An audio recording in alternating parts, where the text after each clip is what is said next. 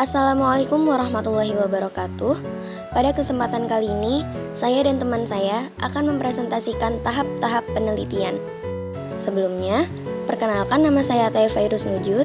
Di sini ada teman-teman saya, yaitu Kaila Tridewanti dan Romian Sari Aprilia. Daftar isinya, yang pertama, penyusunan rancangan penelitian. Yang kedua, pelaksanaan penelitian. Yang ketiga, penyusunan laporan penelitian. Yang keempat, mempresentasikan laporan penelitian, serta yang kelima, publikasi laporan penelitian.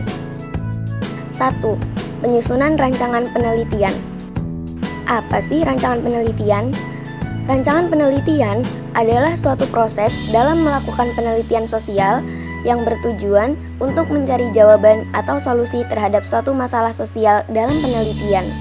Singkatnya, rancangan penelitian dapat diartikan sebagai tata cara yang digunakan untuk mengumpulkan data dan menganalisisnya dalam suatu penelitian.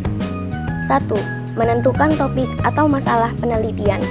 Penjelasan mengenai langkah awal dalam melakukan penelitian sosial yang pertama adalah dengan menentukan topik penelitian. Topik penelitian dapat diperoleh dengan mengamati berbagai contoh permasalahan sosial dalam masyarakat. 2. Melakukan studi pendahuluan. Pada dasarnya, studi pendahuluan bertujuan untuk mendalami masalah yang telah dirumuskan, sehingga peneliti dapat melakukan persiapan secara maksimal. 3 sumber penelitian, yaitu tulisan, tempat, dan manusia. Adapun cara-cara yang dapat dilakukan guna melaksanakan studi pendahuluan, diantaranya adalah A. Melakukan studi kepustakaan.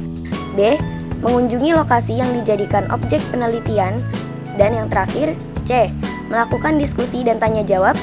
3. Merumuskan latar belakang masalah.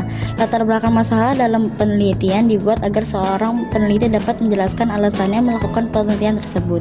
Penjabarannya harus mencakup manfaat dan dampak dalam kehidupan bermasyarakat dari masalah yang akan diteliti tersebut. 4. Merumuskan masalah penelitian. Perumusan masalah sangat penting dalam memberikan arahan pada keseluruhan rencana dan langkah-langkah dalam kegiatan penelitian, karena rumusan masalah akan memberikan gambaran yang jelas mengenai masalah yang ada di dalamnya, sekaligus memberikan petunjuk dalam pengumpulan data. 5. Menentukan tujuan dan manfaat penelitian.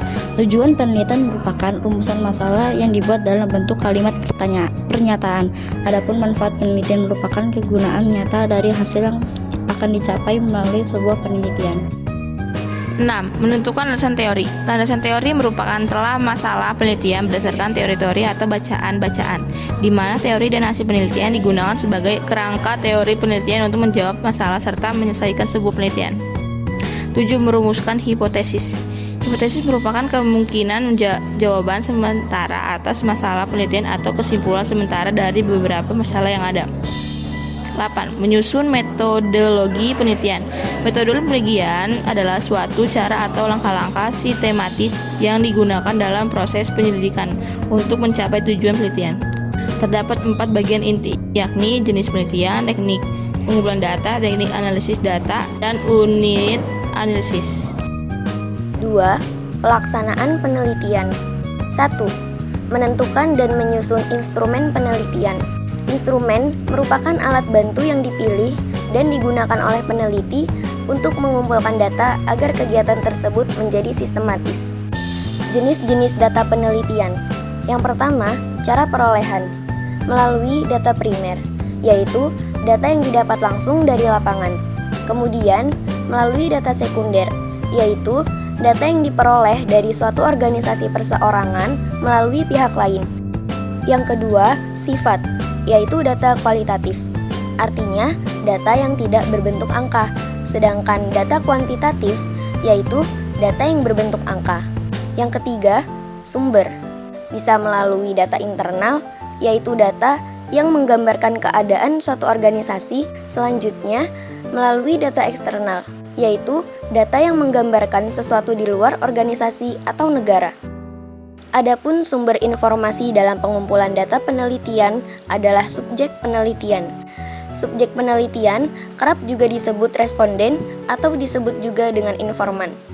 2. Mengumpulkan data. Pengumpulan data merupakan kegiatan mencari data di lapangan untuk menjawab rumusan masalah penelitian, kemudian diolah dengan ketelitian dan ketekunan.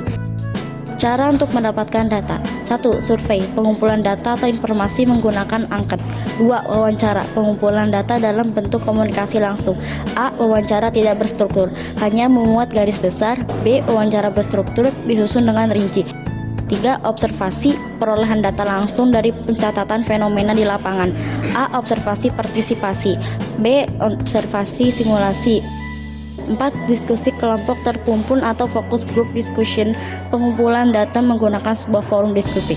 5. Studi kepustakaan, pengumpulan data dan informasi yang membuat berbagai ragam kajian teori. 3. Analisis data. Data yang telah dikumpulkan masih dalam bentuk data mentah, maka dari itu data tersebut perlu diolah dan dianalisis. Tujuannya agar data tersebut terbentuk lebih sederhana. Proses pengolahan data. 1. Pengolahan dan analisis data pada penelitian kuantitatif. 2. Pengolahan dan analisis data pada penelitian kualitatif. A. Pengolahan data sesuai dengan tema. B. Pengolahan data sesuai dengan konteks. C. Pengolahan data dalam bentuk narasi. D. Penginterpretasikan data. 4. Menarik kesimpulan. Kesimpulan diambil dari keputusan yang dilakukan penelitian dengan pendekatan kuantitatif. Lalu teori yang diambil dikaitkan dengan data yang diperoleh. Biasanya diikuti dengan saran atau pendapat dari peneliti. 3. Penyusunan laporan penelitian. Secara umum, laporan penelitian terdiri atas 3 bagian, yakni pertama pendahuluan, yang kedua isi atau badan laporan, dan yang ketiga penutup. A. Bagian pendahuluan terdiri dari halaman judul, kata pengantar, daftar isi, daftar tabel, gambar, dan grafik. B. Isi laporan berisi bab pendahuluan, bab kerangka teoritis atau tinjauan pustaka, bab metodologi penelitian, bab hasil penelitian dan pembahasan, serta bab kesimpulan dan saran. Yang terakhir, C. Bagian penutup berisi daftar pustaka, lampiran, serta indeks. Indeks artinya daftar kata atau istilah kata. 4. Mempresentasikan laporan penelitian. Presentasi hasil penelitian adalah kegiatan penyampaian hasil penelitian secara lisan maupun tertulis. Sebaliknya, laporan hasil penelitian dipresentasikan dalam forum diskusi kelas. Melalui diskusi, peneliti mendapat banyak masukan tentang laporan yang telah disusunnya. Setelah itu, lakukan evaluasi untuk perbaikan laporan hasil penelitian. 5. Publikasi laporan penelitian. Setelah dipresentasikan, maka hasil penelitian juga harus diaplikasikan kepada pihak terkait dan masyarakat umum secara luas agar dapat memberikan manfaat secara nyata.